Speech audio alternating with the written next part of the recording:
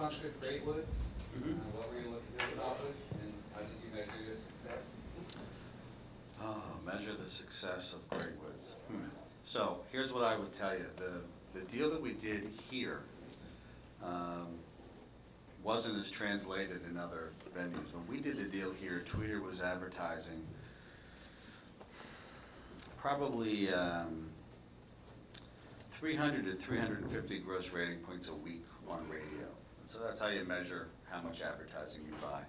And that probably cost us, between May and September of the season, cost us about $800,000 in terms of the kind of media that we would buy just in the Boston radio market.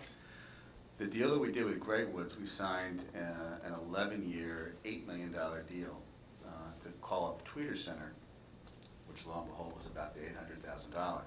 The difference is that for that same amount of money, because everybody would then say the Tweeter Center, the trade-off is A, we've always wanted to have an affinity with music. You know, we have lots of musicians that work at the company. You know, it's founded as an audio company.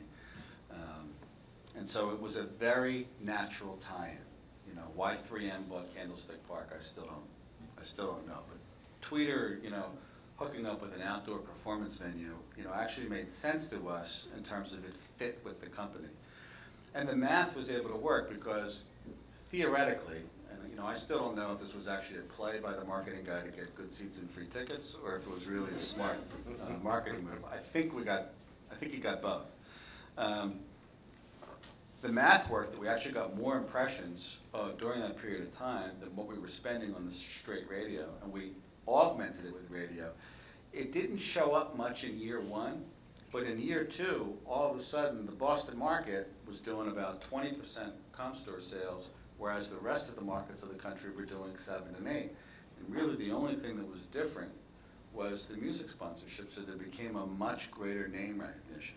So we thought that that theory worked out great, and then we started to actually take it to other markets. But what was interesting, it did well in Philadelphia as well, where the brand was pretty well known. In Atlanta, in Chicago, and in Southeast Florida, though, it really did not have the same effect. And so the learning there is that it worked here and it worked in Philly because the brand was already known, and it was really augmenting a brand that was already known among the enthusiasts. As a mechanism to get a brand that wasn't that well known and then get it to be well known, that really didn't work. And so, you know, I don't know what the magic number is, but when you do measurements of unaided recognition of a brand name, you know, when you hire marketing companies, you go into a market, you do, you know, these surveys to try to understand where does your brand fit and sit. There is a place where the music sponsorship would work, but if the brand recognition was below a certain level, it really ended up being a waste of money. And so, you know, you talk about making mistakes, it's a lesson we learned the hard way, and those, talk about a good lawyer, you know, those contracts were, you know, 10 years long for those. So in the ones where you did a bad one, you know, that was tough.